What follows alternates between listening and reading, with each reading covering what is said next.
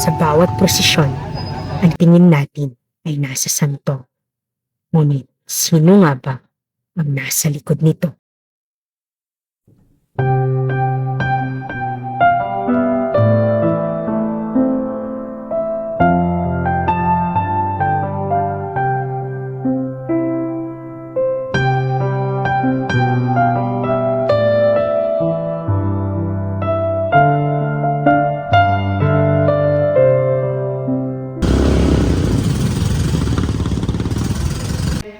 Masagsagan na ng Semana Santa at unti-unting napupuno ang paligid ng mga panalangin at pag-awit habang ang mga tao ay nagtitipon-tipon sa pabasa.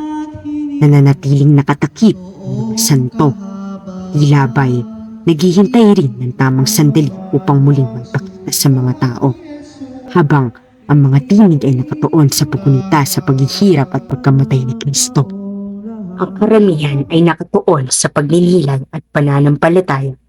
May mga taong tahimik na kumikilos sa likod ng bawat tradisyong patuloy na binubuhay taon-taon. Sila ang mga kamarero.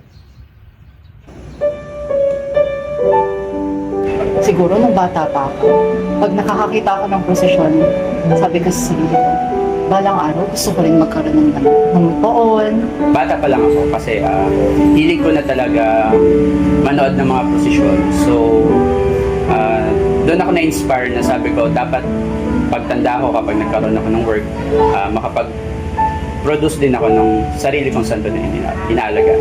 Tapos gusto ko ipoprosesyon din siya. Tapos, nag-start siya nung bata pa lang din ako na naglalaro ako ng mga clay figures, imo-mold mo siya, tapos gagawin mo siyang santo. Medyo hindi maganda tingnan kasi parang pinaglalaroan mo siya, pero yun yung nag-inspire sa akin para someday magkaroon ako ng poon na makakatulad na sa mga prosesyon na napapanood ko from my childhood. Then nag-start ako sa maliliit na poon lang, mga 2 feet before ako makapagpagawa ng pang 5 feet na poon. Sila, recent lang kasi sila, pero sa santo, nag-start ako noong 2013 pa to. Tapos, ang first time na nakahelp ako sa mga nag-aayos ng karo is dito sa may Pieta ng Aglipan. Yun yung first time na nakahelp ako sa kanila. Doon, interesado talaga ako kasi first time ko makalapit sa santong malaki na binibihisan. Tapos nakikita mo siya, inaayusan yung karo nila. And then, makikita mo na mabubuo na sila, lalo na nung inakyat na yung santo dun sa karo. Tapos yung pinaka-moment na feel ko fulfillment siya nung first time ko makasama sa kanila. Kasi yung procession, makikita mo, hala, ang ganda pala nila. Ito yung pinaghirapan nila all day. Hindi lang all day, ilang buwan, ilang taon. Tapos, pag nakikita mo sila sa procession, iba talaga yung yung family, mga relatives ko din na nagsasanto. Kasi both sides, sa father and mother side, meron akong mga kamag-anak na kamarero. So isa sila sa mga nag-inspire sa akin na maging isang kamarero din. At the same time, yung mga kaibigan ko. Specifically na isang tao, siguro hindi lang siya isa eh. Marami sila. Siguro para sa akin, yung mga tao na nag-help sa akin or naka-inspire sa akin para mag-start is sila din yung mga yung mga may santo na dati pa. Nakakausap ko rin kasi sila. Tapos, pitch by pitch, nagbibigay sila sa'yo ng tips kung paano yung magsanto, kung saan sila nagpapagawa, kung ano yung mga dapat mong gawin, yung mga ganun. Siguro nung time na pinapagawa namin siya sa Pampanga. Tapos from siguro twice or thrice namin silang binibisita. So nung last na punta namin, nung medyo nakikita ko na yung figure niya, yun yung pinaka na memory sa about sa kanya. Siguro bukod dun sa childhood dream mo siya, nakikita mo na hindi lang ikaw yung nai-inspire eh. May ibang tao nai-inspire dahil sa mga nakikita nilang ginagawa. So yun nga, yung mga family ko din, family relatives na nagpapoon din mula noon. Tapos sa ngayon, yung mga kaibigan ko na nakakatulong ko sa pag-provide ng mga dapat i-provide para sa kanila. Sa gitna ng aming pagkukwentuhan, may isang tanong na iniwan sa kanila. Boayang, sa kabila ng lahat ng pagod, sakripisyo, at hirap ng pagiging kamarero, Isipan mo na bang tumigil? Para sa akin, wala.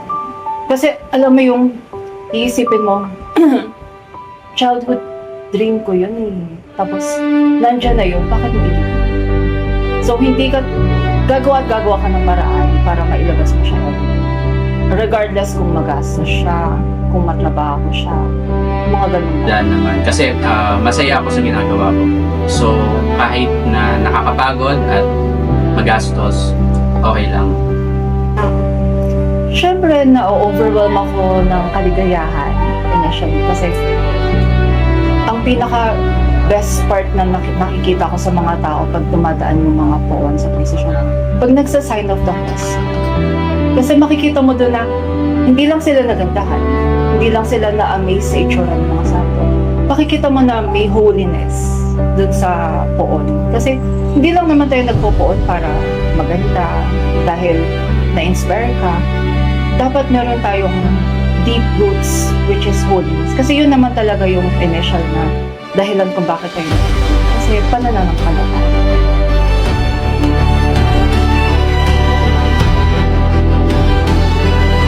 Taong nai-inspire mo tuwing ilalabas mo yung mga phone mo, kasi especially kapag sa social media, kasi di ba uso na ang social media, so pag ina-upload natin yung mga pictures, yung mga videos nila, may mga taong na-inspire na ipagawa yung santong inaalagaan ko, so ipapakopya yung image na inaalagaan. Kaya ang pinakamahirap is yung preparation, kasi doon mo talaga ma-experience yung pagod, yung puyat, at the same time yung gastos, kasi kailangan natin ng financial to support yung mga salida nila. And yung pinakamasaya naman sa akin is yung kapag nairaos na at natapos ng maayos yung mga prosesyon at nakita mo na walang naging aberya o walang naging problema. Siguro pinakamahirap yung magi-start ka pa lang. Kasi yung from starting off na magkakaroon ng phone, syempre, una kailangan mo ng budget. So, pag-iipunan mo muna yun. Then, magka-canvas ka kung kanino ka magpapagawa. And then, kunwari, nakahanap ka na ng gagawa ng santo. Syempre, hindi naman pwedeng hindi mo siya bibisitahin. Siguro ngayon kasi medyo sanay tayo sa online. Though naranasan ko rin naman online kasi initially online ko na-contact nung gumawa ng mga santo. Though, mas maganda rin kasi nabibisitahin mo sila. Tapos, pag binisita mo na sila, doon mo makikita na, ay, unti-unti na siya nagbubuo. Tapos, yun yung siguro sa strategy, mahirap na part. And then, yung mga magagandang part naman is, yung ano na, pag makikita mo na sila na yung nakaposisyon sa holy. Masaya, at saka syempre yung fulfillment na na-provide mo sa kanya yung mga dapat na yung matagal mong preparation na inilaan para sa kanya, na-provide mo ng maayos, ng walang problema, at saka yung makikita mo yung mga tao na parang magiging yun nga, yung pag-sign of the cross, tuwing dadaan yung mga prosesyon. Ating natunghayan sa bawat taon ng kanilang paglilingkod ay hindi lamang oras at lakas ang kanilang iniyaan, kundi maging ang sarili nilang kakayahan at kabuhayan. Sa likod ng makukulay na prosesyon, magagarang kasuotan at maayos na paghahanda ay may kamarerong tahimik na gumagastos mula sa sarili nilang bulsa. Hindi dahil sila'y napipilitan, kundi dahil ito ang debusyong matagal nang nananahan sa kanilang mga puso. Habang sila'y nagkukwento, doon natin mas lalong nakita ang tunay na kahulugan ng paglilingkod. Makikita sa kanilang mga ngiti kung gaano kalalim ang koneksyon nila rito. Bawat alaala, bawat sakripisyo ay hindi naging pabigat, kundi bahagi ng kanilang pagkatao. Sa paraan ng kanilang pagsasalita, mararamdaman mong hindi lamang nila ito ginagawa bilang isang tradisyon, kundi bilang pangakong buong puso nilang pinaninindigan. Marahil para sa iba, isa lamang itong gawain tuwing Semana Santa. Ngunit para sa kanila, ito ay isang panata. Isang devosyong hindi nasusukat sa pagod, oras o pera. sapagkat sa huli, ang pagiging kamarero ay hindi lamang tungkol sa pagdadala ng santo. Ito ay tungkol sa pananampalatayang patuloy nilang binubuhay, sa tradisyong kanilang iniingatan, at sa pagmamahal na kailanman hindi nila naisip subukan. Sila ang mga kamarero. Sila ang mga anin sa likod ng